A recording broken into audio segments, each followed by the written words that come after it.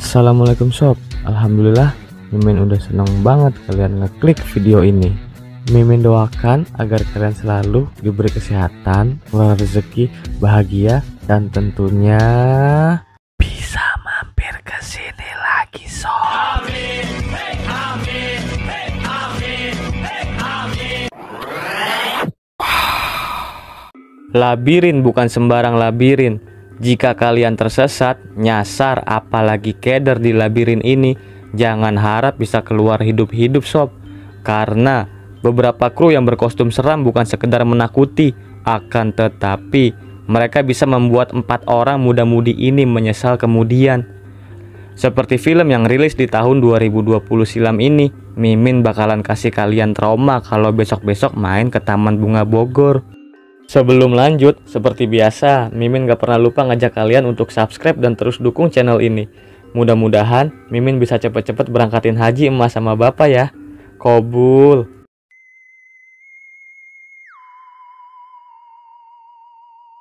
Film dimulai oleh seorang wanita yang berlari entah mau kemana dan sampai di mana. Ternyata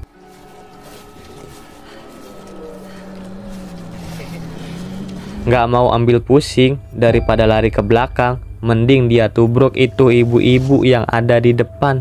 Seketika, seorang pria keluar dari mobil dan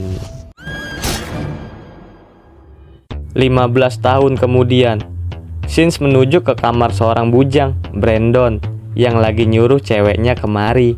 Kayaknya sih lagi kepengen. Karena udah nggak ketahan lagi buat nunggu lama-lama, terpaksa dia bertindak sendiri.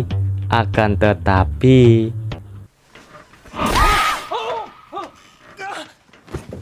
Wendy, iya itu dia yang dari tadi ditungguin. Brandon seneng banget nih lihat si Wendy pakai baju requestannya.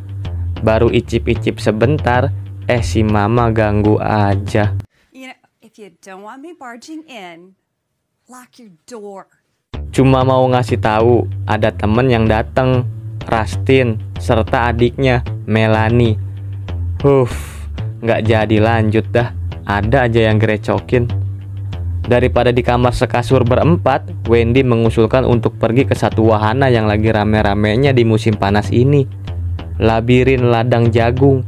Katanya, seorang sultan berinvestasi di wahana tersebut hingga terlihat lebih maju. Kebetulan juga wahana itu tidak begitu jauh lokasinya.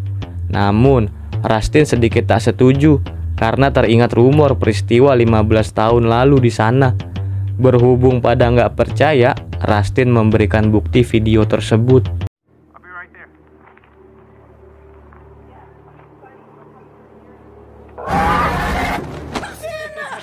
Ayolah, nanti keburu sore. Mereka pun bergegas tanpa izin mamanya Brandon.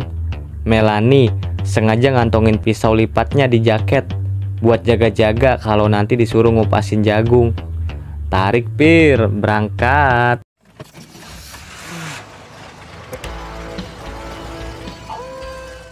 Beralih ke pemilik labirin, Herschel.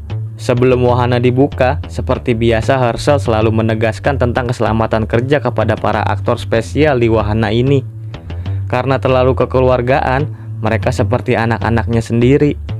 Untuk keselamatan bersama, sebelum mulai bekerja, mereka juga berdoa sejenak untuk mendiang sang ibu yang telah gugur 15 tahun silam. Okay. Let's finish this. Sesampainya di sana, mereka yang lagi seru-serunya ngobrol dipaksa menerima jump scare pertamanya. Tak cuma itu aja, Brandon yang lagi di dalam toilet, dia bakalan lupa cebok gara-gara ini. Sementara cewek-cewek ini kayak lagi dipantau sama badut gendut di belakang mereka. Iri, bilang bos. Tak jauh berjalan, Wendy sedikit aneh melihat sosok tinggi besar bertopeng karung goni. Namun, pas Melanie menengok ke sana, seketika menghilang. Udahlah, gak usah dipikirin sis. Ntar juga ketemu lagi sama dia. Setibanya di pintu masuk, semua pengunjung diwajibkan menyimpan HP-nya kepada petugas. Kemudian mereka pun di-scan terlebih dulu. Pas giliran Melanie, ia mendapat hasil yang berbeda, di mana ia adalah pengunjung yang ke-10.000 di tahun ini. Jadi mereka berempat ditawarkan bermain di labirin VIP, yang di mana mereka berkesempatan memenangkan hadiah uang tunai yang sangat fantastis. Kapan lagi, sekali seumur hidup. Dengan senang hati mereka pun menerimanya. Lalu Herschel pun mengantarnya dengan mobil spesial. Let's go for a ride. Come on, strap in. Safety first, people. Betapa girangnya mereka di perjalanan, yang sesekali berhenti buat nembakin para kru yang terpajang di sana. Sesampainya, Herschel menjelaskan tentang tujuan utama permainan ini, yaitu tersesat. Labirin VIP yang mempunyai luas kurang lebih 100 hektar ini memiliki 5 jalur yang terpisah, di mana akan sulit jika dimainkan hanya dengan satu orang saja. Di sini juga terdapat beberapa kru berkostum seram yang akan mengganggu jalan mereka. Pemain yang berhasil keluar dengan waktu tercepat, dia berhak atas hadiah tersebut. Sedangkan pemain lain juga dapat hadiah hiburan, yaitu centong nasi plus ayakan beras. Kebetulan nih, mereka berjumlah 4 orang. Melanie berinisiatif untuk berpencar, untuk meningkatkan peluang agar lebih mudah memenangkan permainan ini. Tak mau berlama-lama, mereka pun mulai berpencar dan mencari jalan keluar.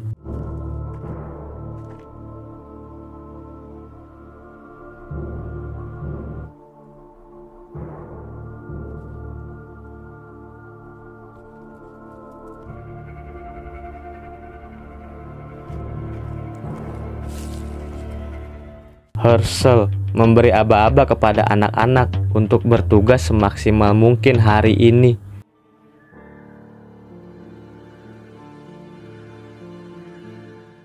Satu persatu dari mereka yang sudah berpencar nampak dengan santuinya melangkah di jalur masing-masing.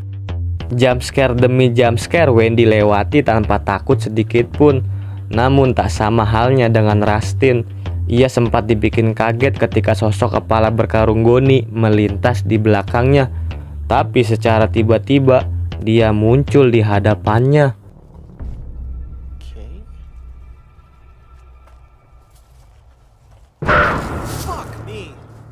Bung, ente lebih cocok jadi aktor psikopat. Bantuin Jason Voorhees gendong mayat buruannya, ujar Rustin sebelum meninggalkan sosok tersebut. Menjelang maghrib tiba, Melanie telah sampai di sebuah jembatan tangga. Tanpa disadarinya, hamparan luas labirin ini seketika membuat nyalinya ciut.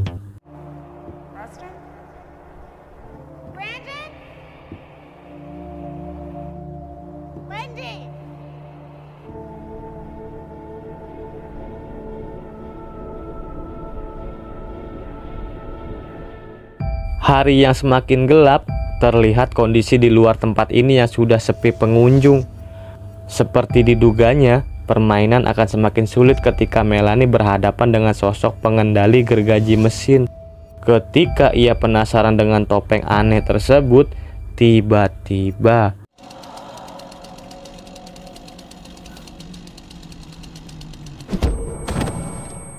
auto bocor, itu pala kejedot kawat karatannya.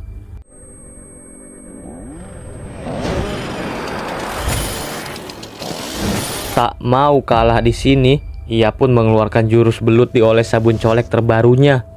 Kemudian, Melanie segera bersembunyi sebelum sosok tersebut menangkapnya, sob.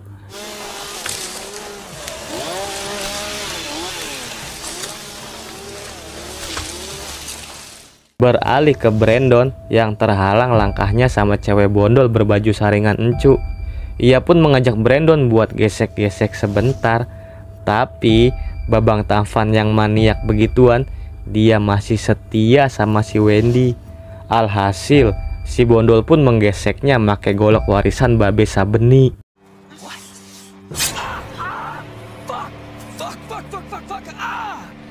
Sedikit merasa puas, bondol menyuruhnya untuk lari dari sini. Gimana mau lari, mbak? Ini aja abang kakinya udah pengkor gara-gara lu. Tak jauh berjalan sambil nyengser-nyengser satu kaki, ia pun dikejutkan gergaji mesin beserta pemiliknya. Lalu dari belakang dengan semangatnya si Bondol langsung nemplokin Brandon.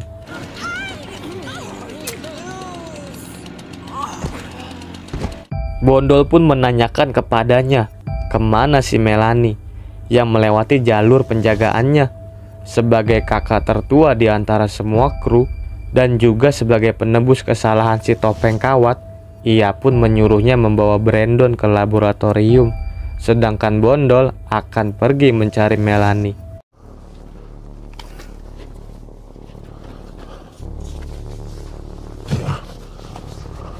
Kita beralih ke Rustin yang seketika ditemui sosok bertopeng putih.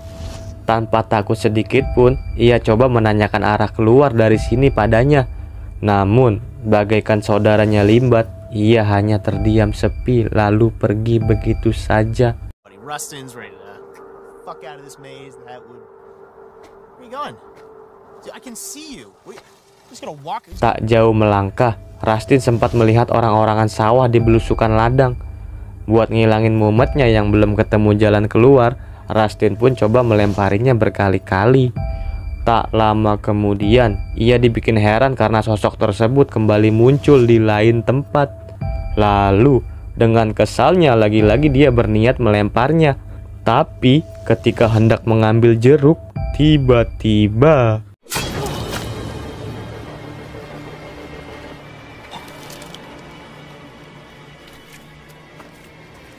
di saat kedua psikopat memberi kode sama mobil pengangkut, secara tiba-tiba Melanie datang menghampiri Rustin dan tak percaya dengan musibah yang menimpa kakaknya.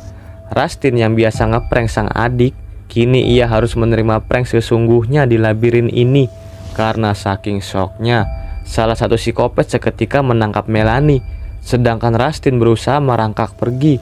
Namun baru sebentar berdiri,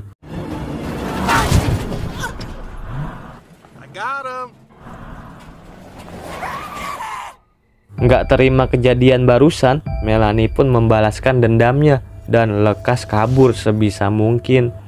Sementara kita dialihkan sebuah lab yang dimana Bondol terlihat sibuk dengan pasien barunya yang seketika terbangun dari pingsannya. Lalu sebagai seorang dokter bedah tanpa obat bius dan tanpa perasaan, Bondol pun langsung mengeksekusi Brandon dengan mengupas kulit kakinya terlebih dahulu.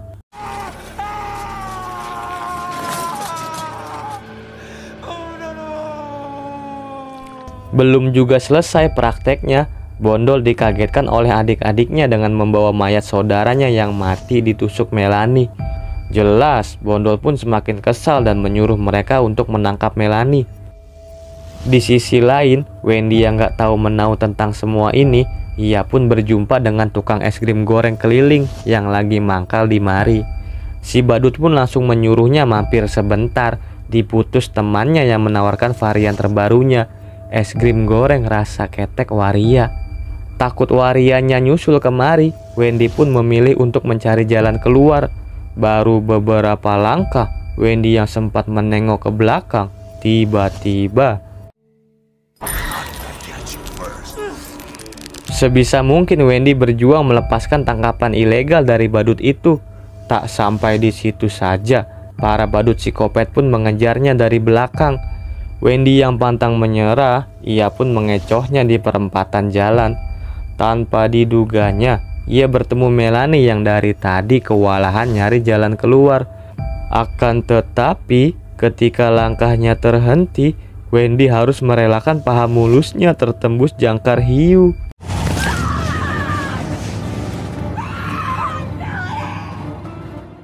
Melanie yang selamat, tak sengaja ia menemukan sebuah gedung yang baru dilihatnya dan langsung memasukinya secara diam-diam. Ia pun melihat 3 orang berseragam dokter menuju ke suatu tempat. Tak lama mindik-mindik, sampailah Melanie di dekat rak botol kecap. Namun tanpa disadarinya, psikopat topeng kawat telah menantikannya di belakang. Lalu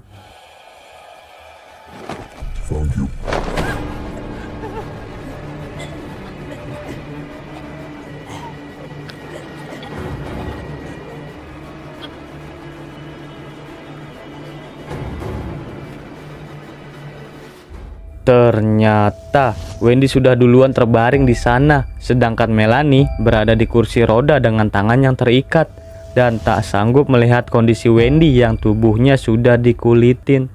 Melanie, I am so sorry I brought you guys here. I'm so sorry. No, it's not your fault. It's not your fault. Kesedihan mereka pun terhenti sejenak ketika keluarga psikopat datang berbondong-bondong. Setelah sambutan hangatnya, Herschel pun menghabisi penderitaan Wendy.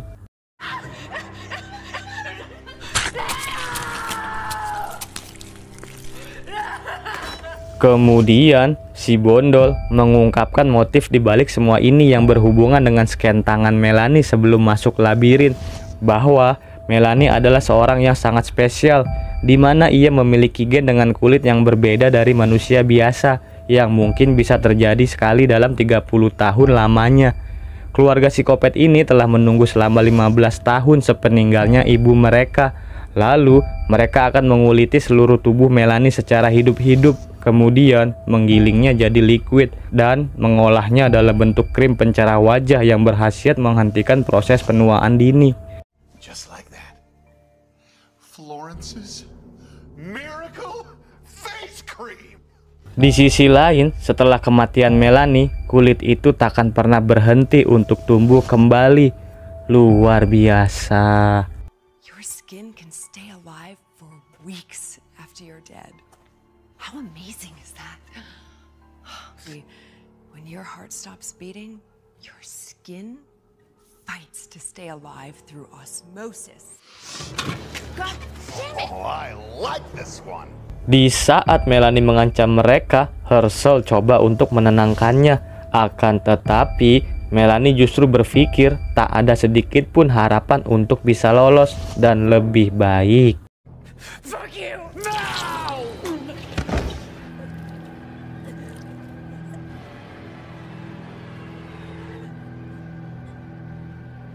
Scenes terakhir di film ini, di tengah bazar yang murah meriah, mamanya Brandon berusaha mencari info tentang putranya yang hilang sebulan lalu. Sampailah ia di stan bapak dan mbak ini yang langsung menawarkan untuk mencoba produk keluaran terbaru mereka. Go ahead. I promise you'll love it.